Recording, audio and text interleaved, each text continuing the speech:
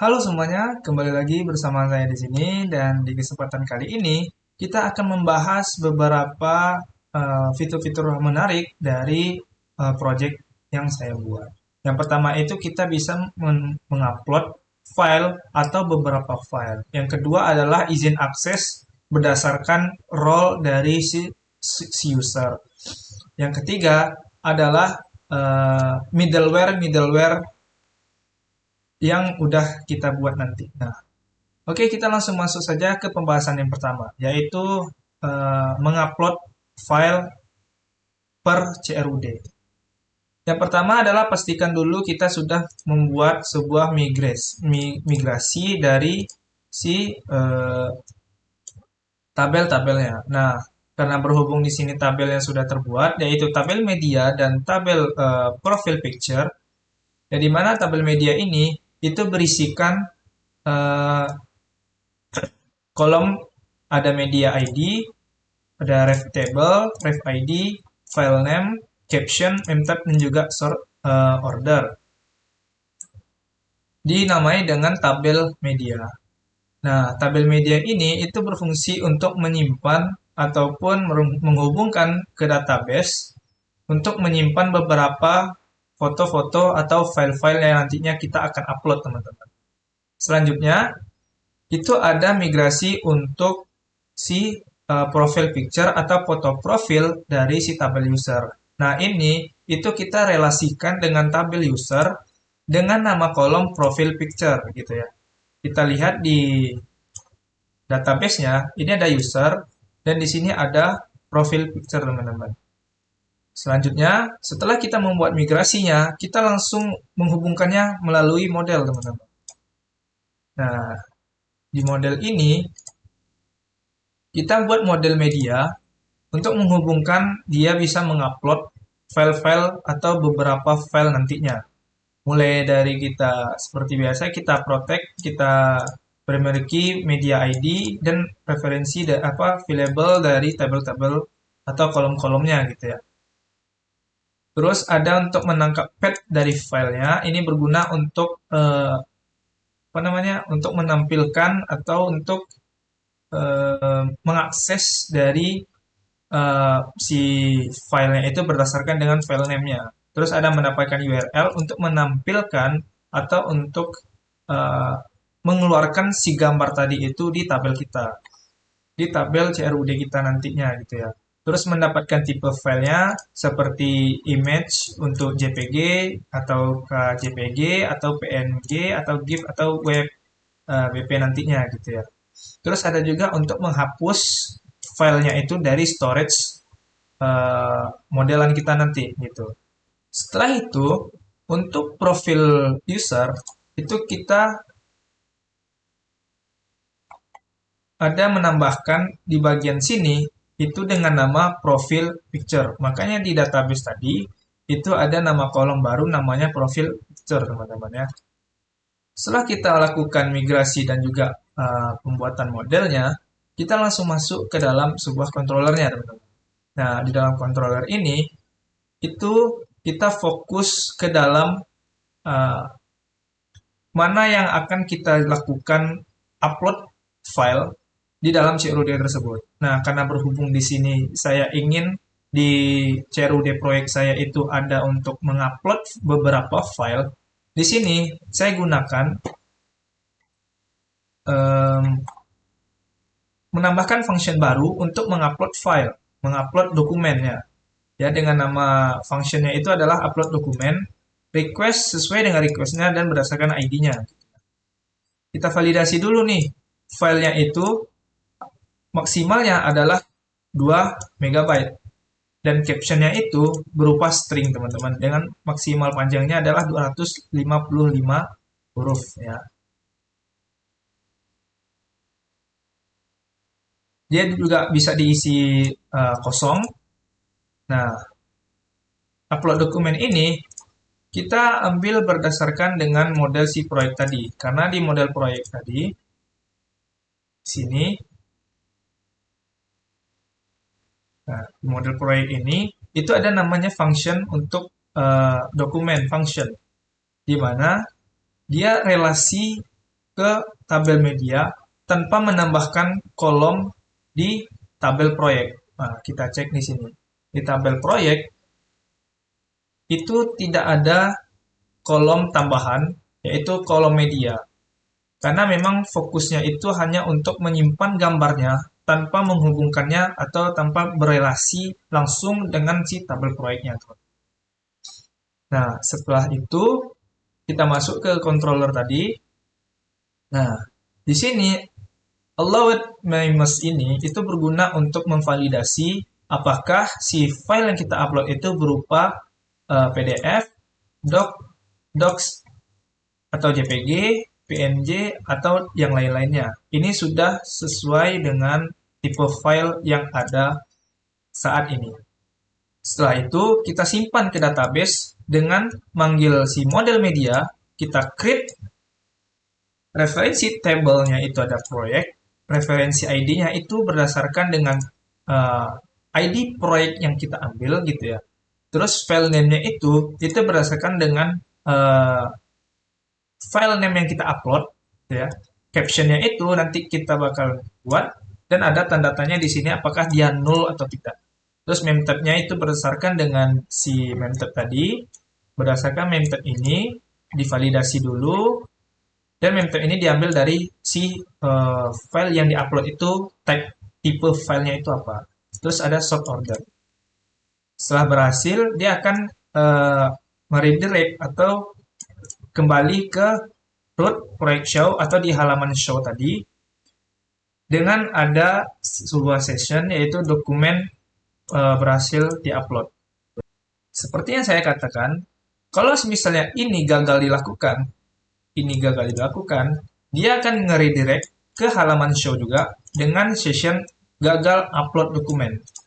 Karena di sini kondisinya itu adalah if files, ya files di sini dia harus maksimal 2 MB. Maka kalau lebih dari 2 MB, dia akan gagal upload dokumen.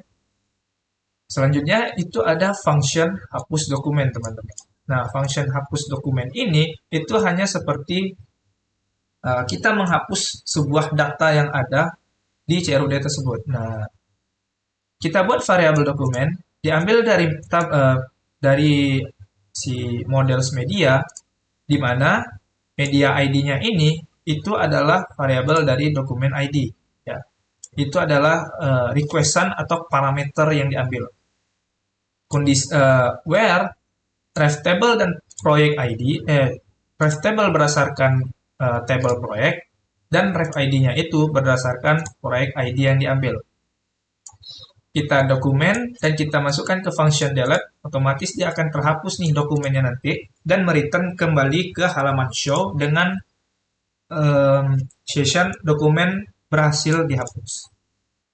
Nah, selanjutnya itu ada namanya function download dokumen. Nah, function download dokumen ini itu sebenarnya berguna untuk si user mengetahui atau ingin mendownload si file yang tadi itu diupload oleh si user lainnya gitu ya.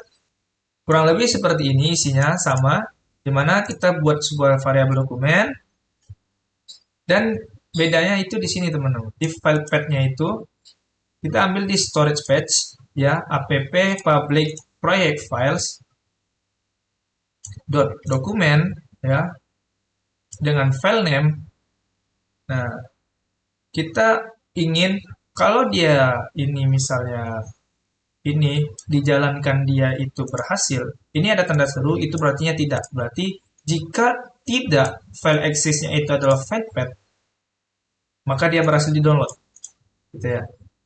Jika ini false, file tidak ditemukan. Nah, seperti itu ya. Cara untuk function berjalan function download dokumen ini berjalan. Selanjutnya, karena di tabel ini kita ada, sebentar, di migration itu kita ada menambahkan sebuah caption. Nah, di sini ini adalah struktur dari tabel medianya.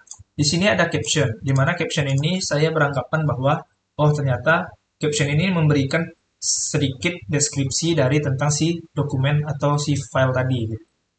Makanya di sini saya membuat sebuah function baru dengan nama update caption, di mana si user bisa mengupdate caption berdasarkan file yang diuploadnya. Oke, selanjutnya kita bakal mendemokan langsung bagaimana sih multiple upload ini berjalan di website saya. Sebagai contoh di sini, saya ingin si pembangunan air bersih Sungai Penuh ini ingin menambahkan dokumen sebagai bukti atau sebagai informasi tambahan. Ini adalah sebuah halaman show atau tampilan show-nya. Di sini ada informasi proyek, berisikan sedikit informasi dari proyek yang kita ambil berdasarkan ID-nya tadi. Di sini ada untuk input filenya, dan ada button file, dan di sini ada dokumen proyek yang nanti akan keluar setelah kita mengupload file gitu ya teman-teman. Oke, kita langsung saja coba untuk mengupload dokumen proyeknya atau mengupload file proyeknya. Sebagai contoh di sini saya sudah punya 3 file sebagai contoh saja. Itu langsung kita upload. Nah, bedanya dengan profile picture nantinya, kalau multiple upload ini kita bisa mengupload lebih dari satu. Nah, coba kita upload. Nah, di sini kita diberi sebuah inputan lagi, di mana ini untuk caption si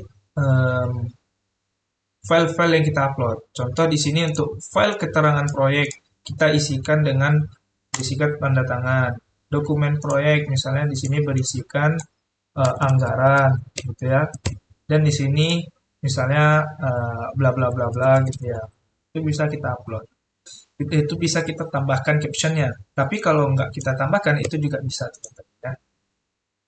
Contoh di sini kita langsung upload saja. Nah, di sini ada session sukses dokumen berhasil terupload dan munculnya itu akan di dokumen proyek. Ada kolom nomor, nama file, tipe, caption, dan ukuran, dan aksinya juga. Ya. Mungkin segitu aja untuk si multiple upload ini. Kita langsung masuk saja ke pembahasan yang kedua, yaitu profile picture atau mengupload foto profil dari si user. Nah, untuk profil picture upload ini atau foto profil dari si user, itu kita mengupload identitas dari si user, entah itu gambar dia, entah itu gambar muka dia. Setelah hal yang pertama kita lakukan, migrasi sudah kita buat, model kita sudah menambah kolom baru, tinggal untuk bagian controllernya.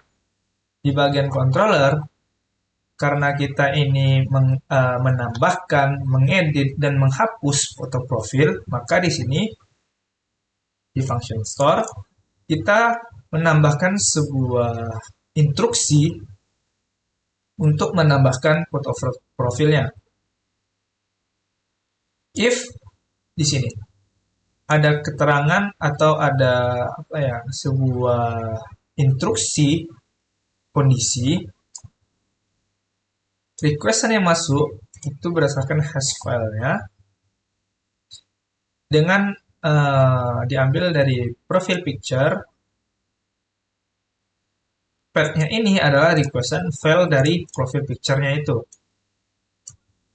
Nah, ini yang membuat nanti si filenya tersebut terupload atau ditambahkan di folder profile picture. Nah, di sini nanti akan ditambahkan si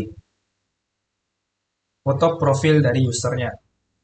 Selanjutnya, itu ada untuk mengedit atau mengupdate dari foto profil si user. Di sini, kita mengambungkan, menghapus, dan juga mengedit di satu function yang sama. Kenapa nggak di-destroy? Karena agar lebih mempermudah nantinya saat kita melakukan update. Karena di update itu nanti kita bakal menghapus ataupun mengupdate atau mengganti foto profil dari si user. Di sini diberikan kondisi requestan yang masuk itu adalah remove profile picture. Dan di dalam kondisinya lagi, di dalam kondisi si user ini ya yang sudah mengupload foto profilnya ya itu dihapus dengan di dalam storage folder public dan dilakukan function delete berdasarkan foto profil si user tadi. Jika tidak, jika ini berhasil, ya, maka foto profil si user itu adalah null.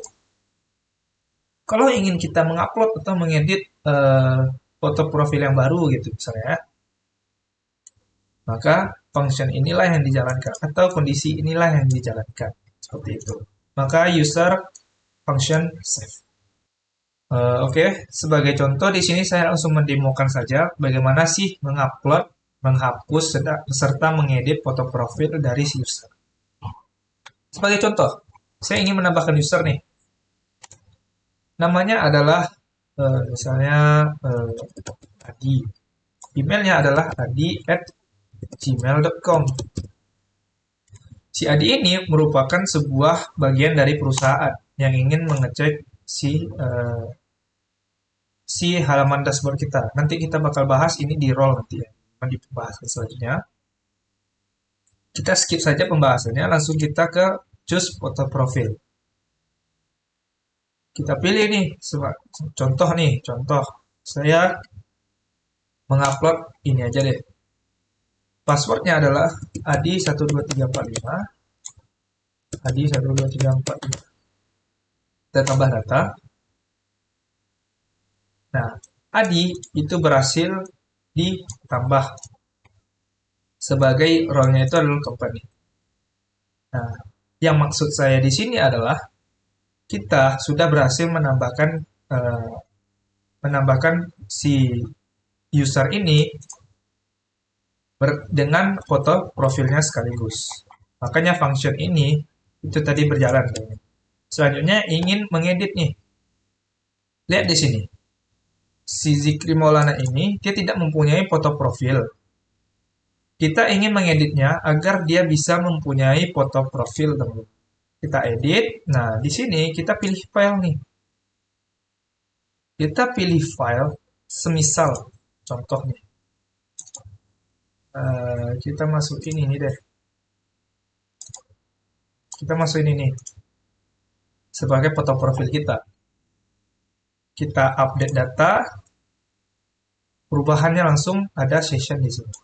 Nah, itu sebagai contoh untuk mengupdate data ya. Untuk menghapus, kita tinggal centangkan aja teman-teman. Di sini kita update. Maka foto profilnya langsung berhasil. Nah, itulah function tadi itu. Kenapa saya satukan teman-teman ya. Oke, yang kedua, pembahasan yang kedua ini adalah mengenai role. Ya, role dan middleware. Well, role itu kita tambahkan di table user, di mana kita buat migrate-nya terlebih dahulu. Si user ini, kita menambahkan kolom role di tabel user. Nah, kurang lebih seperti ini isi migrate-nya. Schema table diambil dari tabel user, menambahkan sebuah kolom baru dengan nama kolom role setelah kolom password. Nah, coba kita lihat. Saya cara bacanya seperti itu. Kita lihat. Nah,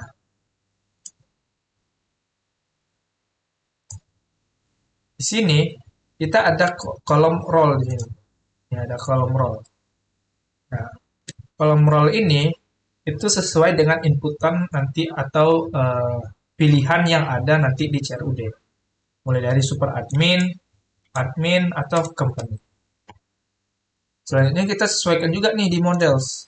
Kita tambah nih variable-nya itu adalah role. Ya, agar dia bisa mempermudah penginputan atau penghapusan nantinya ya berdasarkan dengan si variable dari modelnya. Selanjutnya itu ada di controllers, di mana di controllers ini mulai dari untuk menambahkan data, mengedit ataupun menghapus ya. itu kita sudah sesuaikan, yaitu kita tambahkan nih. Kita tambahkan si data ini, si role berdasarkan requestan role yang masuk, ya. Dan untuk ngedit juga sama. Untuk langsung aja kita bahas untuk view-nya, teman. Nah, untuk view-nya ini, itu kita bahas kedua ini. Create. Di create ini kita tambahin nih inputan baru. Di mana name yang masuk itu adalah role, ya, sesuai dengan di model tadi, role. Optionnya itu ada super admin, ada admin dan company. Ya. Dicek nih super admin, di select atau dia dikosongkan aja. Nah, untuk admin juga seperti itu dan company seperti itu. Nah, option-option ini ya itu bakal tersimpan di database kita sebagai role si user. Untuk edit juga gitu. Untuk edit kita hanya menambahkan ini. Dicek nih data usernya itu diambil kolom role-nya. Apakah dia sama dengan super admin atau tidak? Maka dia menampilkan super admin. Dicek lagi admin nih. Diambil data usernya, apakah si role itu sama dengan admin? Dia akan ditampilkan admin. Kalau dia company, ya value-nya ini company, dicek nih data usernya itu, si user tadi, itu mempunyai role company atau tidak. Maka kalau tidak, dia akan menampilkan antara dua ini. Kalau iya, maka ditampilkan si company. Kurang lebih seperti itu. Ya. Kita langsung saja cek nih, apakah ada uh, bisa menambahkan si role-role tadi ini. Kita cek untuk nambah data, ya. Saya contohkan lagi, misalnya di sini emailnya misalnya bla bla bla bla, role-nya misalnya company. Ini kita kosongkan aja. Ini misalnya admin 12345, admin 12345. Gambar. Nah, tersimpan si data baru itu sebagai role-nya company. Kurang lebih seperti itu untuk bagian role ini. Oke, pembahasan selanjutnya yaitu adalah middleware. Ya, teman-teman. Role sudah, file upload kita sudah. Nah, selanjutnya itu ada middleware. Kita langsung masuk aja ke codingan. Middleware ini sebenarnya teman-teman, dia itu kayak apa ya, batasan lah antara antara si user dengan halaman-halaman yang ada di website kita. Kita bahas yang pertama. Yang pertama itu ada middleware check is login. Middleware check is login ini kurang lebih seperti ini. Perumpamannya seperti ini. Jika user itu logout nih, dia udah keluar dari si website, otomatis dia tampil di halaman login dong. Nah, kalau dia ingin akses ke halaman dashboard, itu tidak bisa tanpa melalui login terlebih dahulu. Di bagian bootstrap, di bagian with middleware, itu kita tambahkan check is login, dan kita ambil middleware class check is loginnya. Ya. Nah, untuk menerapkannya ini teman-teman, itu kita mainnya di root saja. Nah, contoh seperti ini. User itu dia setelah logout tidak bisa mengakses CRUD warga, tidak bisa mengakses proyek, dashboard, user, tahapan. Semua CRUD dia tidak bisa. Kita tambahkan nih middleware dengan nama check is login. Nah, nama ini harus sesuai dengan si app tadi, teman-teman. Yang ini kita ambil, kita copy, dan kita pindahkan di row tadi. Nah, kita pindahkan di sini. Dia harus sesuai. Kalau tidak sesuai, maka tidak akan berjalan middleware-nya. Mungkin kurang lebih seperti itu untuk check is login-nya. Selanjutnya, teman-teman, itu kita bahas adalah check role. Check role ini, tadi kan kita sudah bahas role-role apa aja yang ada di user. Mulai dari super admin, admin maupun company. Ini kita buat itu untuk menjalankan check role mengakses beberapa halaman sesuai dengan role si user. Contoh seperti ini. Kondisi jika dicek autentikasi dari si usernya dan autentikasi user berdasarkan role-nya itu, maka dia akan mereturn sesuai requestan si user. Jika tidak, dia akan menampilkan halaman uh, halaman apa namanya? Halaman ini tidak bisa diakses atau bisa dibilang seperti apa ya? Nanti bakal kita demoin deh supaya lebih jelasnya gitu ya.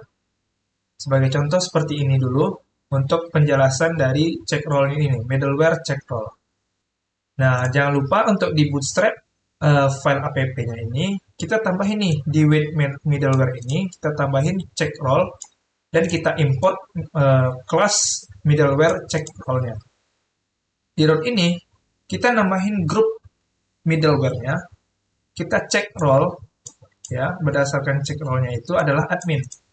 Jika dia itu admin, dia bisa mengakses indeks dari si proyek, indeks dari tahapan, dan indeks dari warga. Selain dari admin, ya, selain dari admin, dia tidak bisa mengakses hal ini. Ya. Kita langsung masuk ke root untuk super adminnya. Check role nih, middleware, check role super admin, dicek, dia bisa mengakses indeks user. Berarti selain dari super admin, tidak bisa mengakses CRUD user. Ada satu hal yang tidak ditulis di sini, yaitu adalah dashboard. Nah, karena dia tidak ditulis dalam middleware ini, otomatis semua role, semua user berdasarkan role-nya itu bisa mengakses dashboard. Termasuk company, yaitu role company. Oke, langsung kita demokan saja bagaimana sih middleware check is login ataupun check role ini, teman-teman. Sebagai contoh seperti ini. Kita udah login di sini, teman-teman. Kita udah login, kita udah melakukan input email dan juga password. Nah, di sini kita udah ada nama kita Zikri Maulana sebagai super admin. Ini ada untuk jadwal pertama kali dia login dan ada tombol logout. Nah, kita logout nih misalnya. Di sini kan kita otomatis kembali ke halaman login. Kita langsung masuk ke dalam check is loginnya. Dia cek nih, kita kan tadi udah keluar nih, ya kan? Kita udah keluar, kita udah logout, kita udah benar-benar kayak udah deh gitu kan, kita udah keluarin akun kita dari website ini. Ketika si user mengakses dashboard, apa yang terjadi? Dia akan muncul session, silahkan login terlebih dahulu. Ini yang dimaksud dengan check is login ini, teman. Jadi dia membatasi kalau misalnya dicek nih, user nih udah keluar atau belum, udah logout atau belum. Kalau dia belum logout dan dia mengakses halaman login dan dia mengakses halaman dashboard kembali, dia bisa masuk. Tetapi kalau dia dalam kondisi sudah logout dan mengakses halaman dashboard, itu dia tidak bisa. Disuruh login terlebih dahulu. Oke, selanjutnya itu adalah pembahasan check role. Nah, check role ini. Ya, ini mungkin sedikit agak susah, tapi saya usahakan untuk menjelaskan lebih detail lagi bagaimana cara kerja dari sebuah check role ini. Check role ini cukup mainnya di dalam root, teman-teman. Ingat, kita memberikan nama si check role ini adalah check role, huruf kecil semua. Di root, kita tambahkan sebuah grup tadi yang saya jelaskan, di mana dengan role admin itu dia bisa mengakses ketiga CRUD ini. Super admin dia bisa mengakses CRUD user saja. Nah, untuk halaman dashboard itu bisa diakses oleh semua role karena kita tidak memasukkan di dalam grup middleware ini. Oke, sebagai contoh di sini. saya login sebagai Zikri Maulana. Saya login. Role si Zikri Maulana ini adalah super admin. Kita cek ke database. Sesuai nggak? Oke, Zikri Maulana itu adalah super admin. Admin adalah admin, Adi adalah company. Contoh nih, tadi kan kita udah buat nih, si super admin ini, dia hanya bisa mengakses user CRUD user saja. Kita akses, bisa. Tapi untuk CRUD proyek tahapan warga, apakah dia bisa? Dia akan tampil forbidden. Ini yang saya katakan tadi adalah di bagian check role tadi, jika dia itu dalam kondisi role-nya itu adalah sesuai dengan requestan role yang masuk, dia akan sesuai dengan dia akan mereturn ke requestan dari si user. Jika tidak, dia akan forbidden. Alias halaman page ini dia tidak memiliki akses. Oke, coba kita akses melalui akun si admin tadi. Nah, si admin login sebagai role-nya itu adalah admin. Kita coba cek apakah dia bisa mengakses si user. Dia forbidden. Tapi untuk CRUD ini dia bisa. Bisa. Nah, itulah yang dimaksud dengan si check role tadi. Kita jangan lupa untuk cek juga si Adi tadi itu mempunyai role itu company. Nah, apakah dia bisa mengakses si CRUD semua CRUD yang ada? Apakah tidak gitu ya? Kita coba login. Nah, ini Adi nih. Adi sebagai company nih. Sebagai bagian dari si perusahaan gitu ya. Dia bisa mengakses warga? Nggak bisa. User? Nggak bisa. Proyek? Nggak bisa juga. Dan tahapan? Nggak bisa. Dia hanya bisa mengakses dashboard saja tuh. Melihat data-datanya tanpa bisa melakukan CRUD langsung. Baiklah, mungkin segitu aja untuk video saya kali ini. Untuk penjelasan check role, ya, check is login, role, ataupun nanti middleware lainnya, serta untuk file upload ini, saya akan segmentasikan untuk memperjelas teman-teman dalam memahami penjelasan-penjelasan saya sebelum-sebelumnya. Mungkin sekian dari saya pamit undur diri. Bye.